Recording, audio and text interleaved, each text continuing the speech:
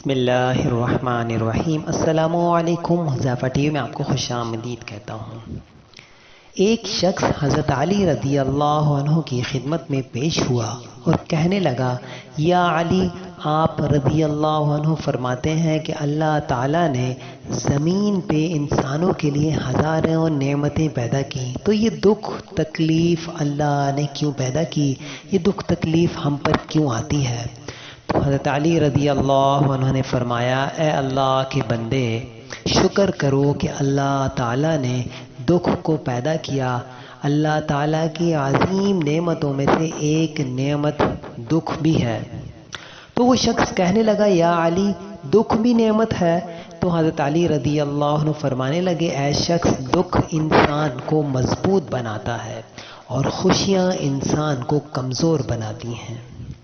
اللہ تعالیٰ جس انسان کو نوازنا چاہتا ہے، عظیم مقام دینا چاہتا ہے، تو اسے تکلیف، دکھ اور درد کی راہ بخشتا ہے تاکہ وہ مضبوط بن کر اتنا سیکھ لے کہ اپنی منزل تک جا پہنچے۔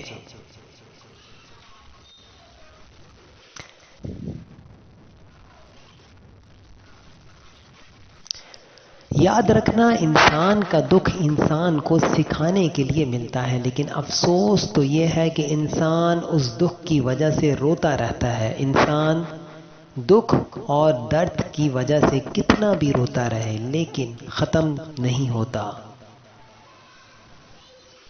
کیونکہ دکھ انسان کو رلانے کے لیے نہیں بلکہ انسان کو سکھانے کے لیے اللہ کی طرف سے آتا ہے۔ جب تم اس دکھ سے سیکھ لوگے جو تمہیں سیکھنا چاہیے تھا تو تمہارا دکھ خود ہی ختم ہو جائے گا۔ زندگی اتنی دکھی نہیں کہ مرنے کو جی چاہے، بس لوگ اتنے دکھ دیتے ہیں کہ جینے کو دل نہیں کرتا۔ دکھ انسان کو یا ریت کی دیوار کی طرح ڈھانپ دیتا ہے یا چٹان کی طرح کھردرا اور سخت بنا دیتا ہے۔